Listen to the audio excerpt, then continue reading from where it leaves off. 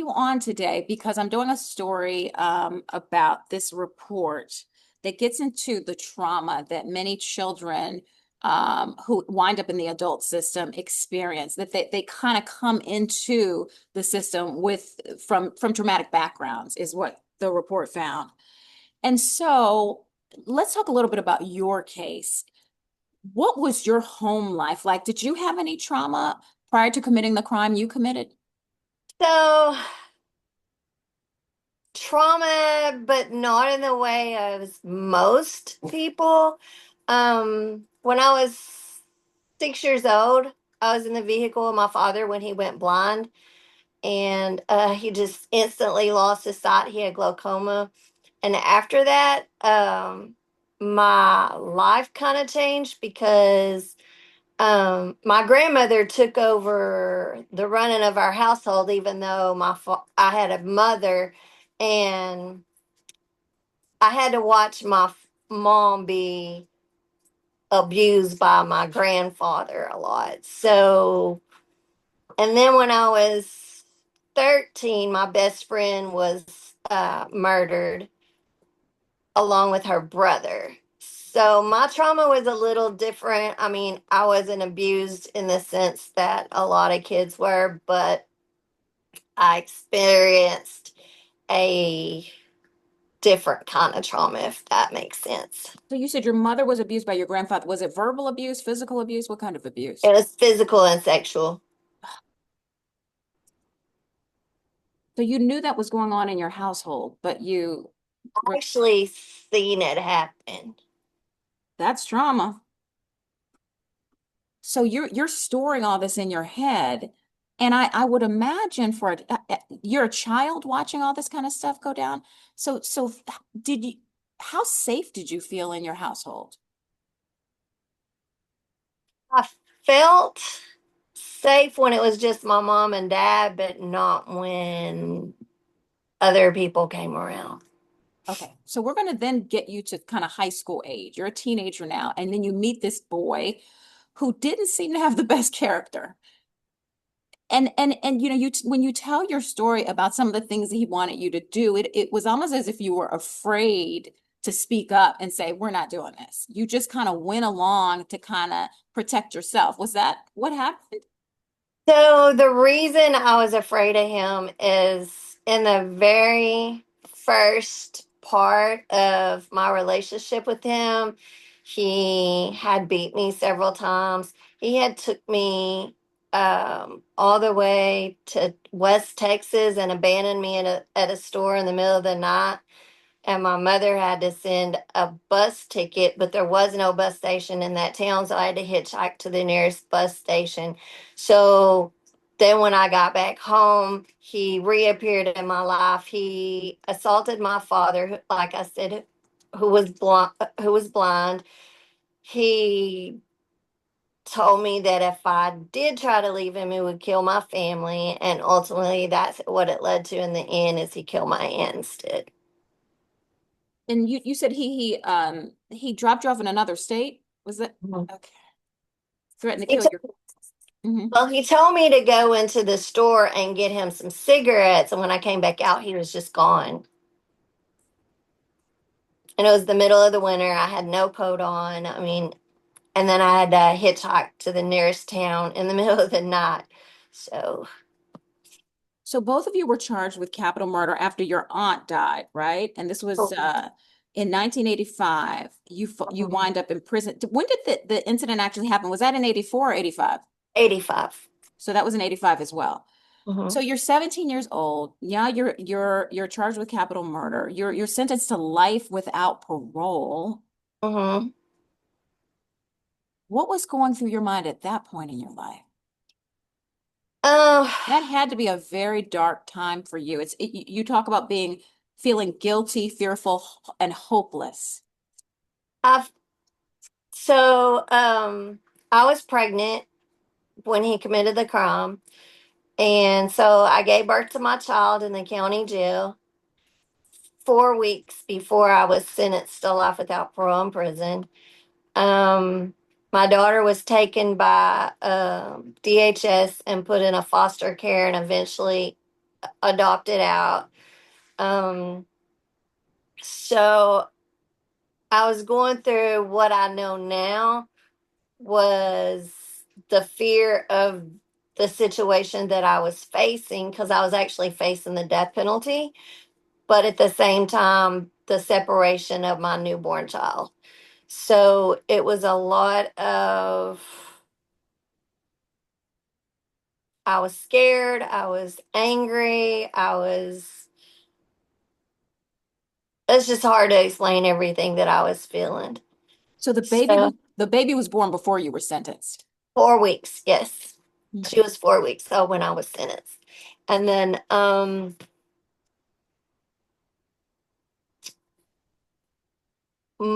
so at the jail that I was in, people waited months to go to prison after being sentenced. I was sentenced one day, and at 3 a.m. the next day, they took me to the prison.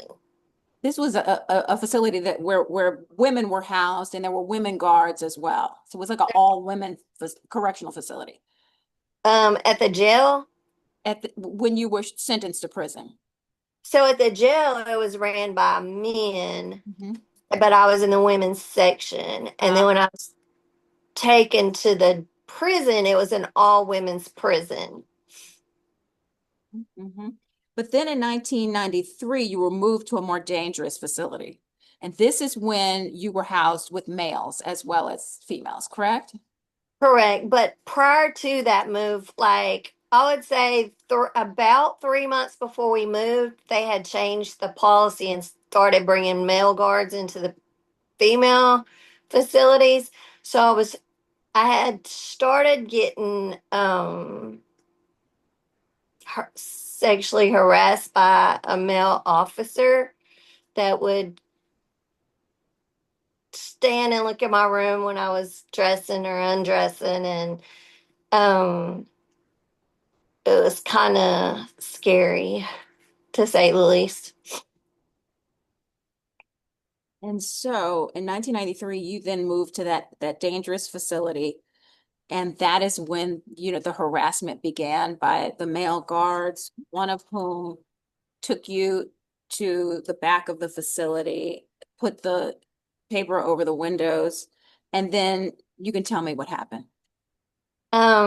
He sexually assaulted me. He threatened me not to tell anybody.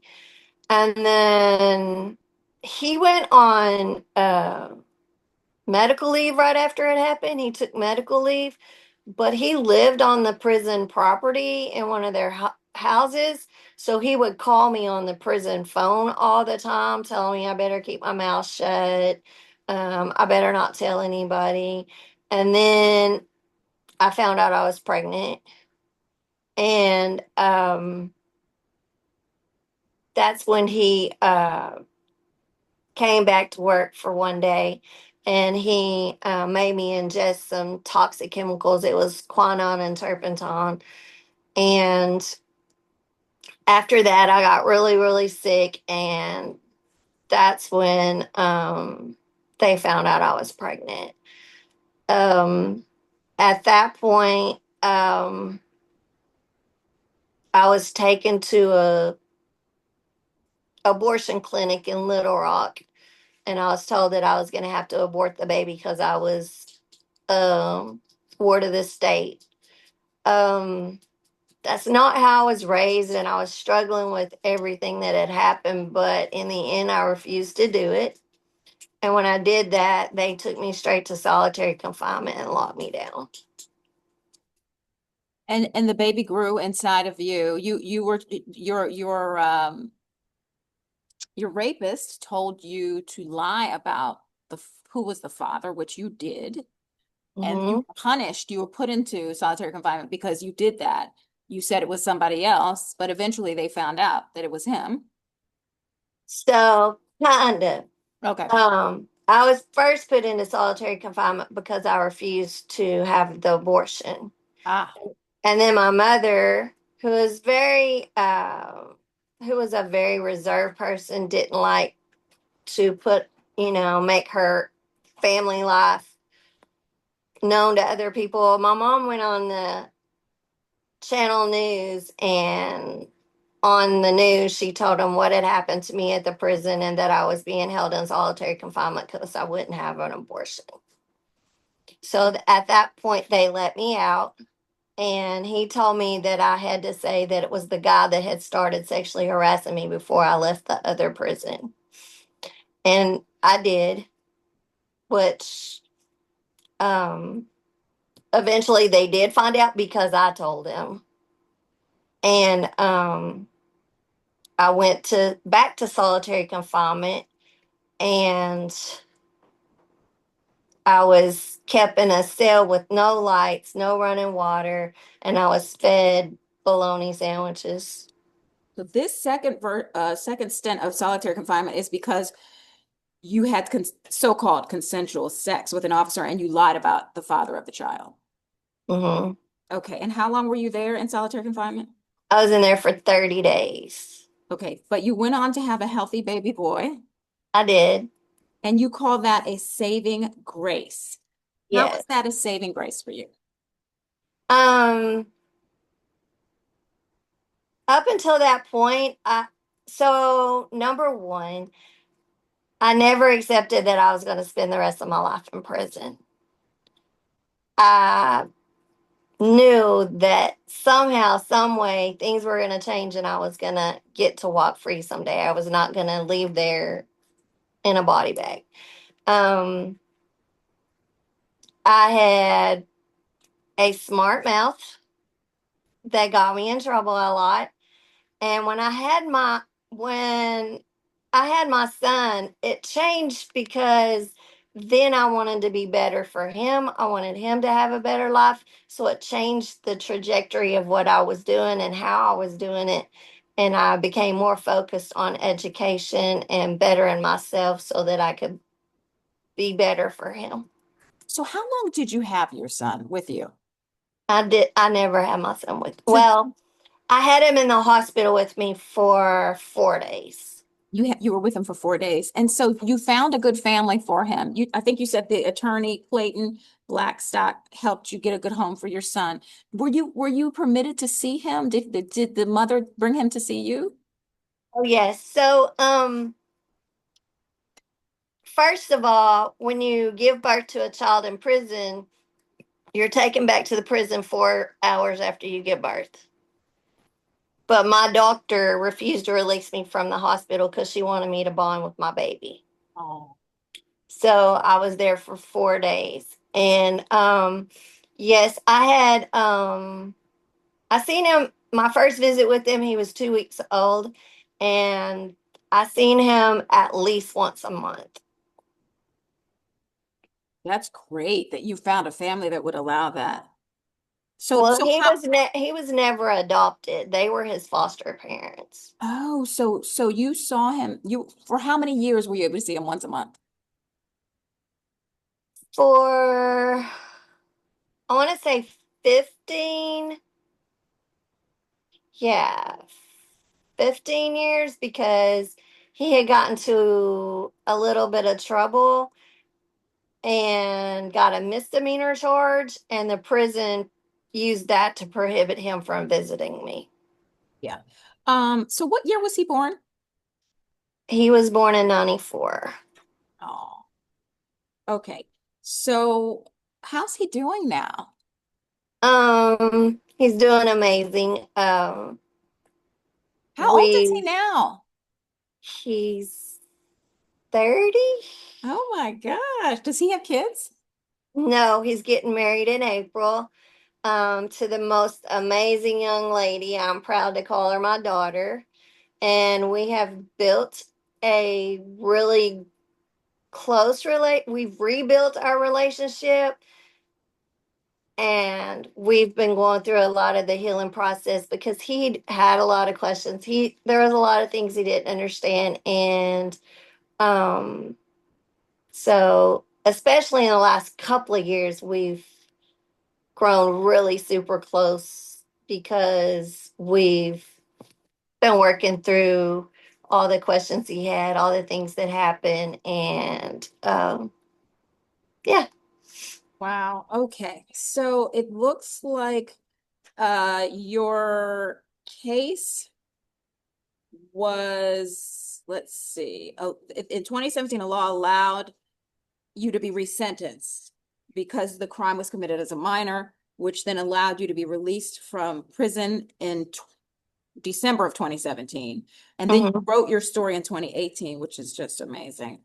Um, so, so, so, so tell me how your life is now, since 2018, since 2017, when you finally got out. It started as a struggle because I didn't exist in the online system. I had to um, get my social security back. I had to prove that I was human to get a state ID. I've had to go to court several times trying to get my social security number. So I was working out here and filing income tax, but I was being recognized as still somebody that was incarcerated for some reason. So then after I went through a couple of years of that, I to this day am still dealing with people or somebody who used my identity while I was in prison and probably thought I was never going to get out. And so my husband and I, it seems like every time we've paid off whatever, we end up with more bills where people have opened accounts in my name. And it's just been really crazy. But miraculously, this last time, I found an attorney that I hired, and he was able to prove identity theft. And at the same time, he's now working to get everything else straightened out for me.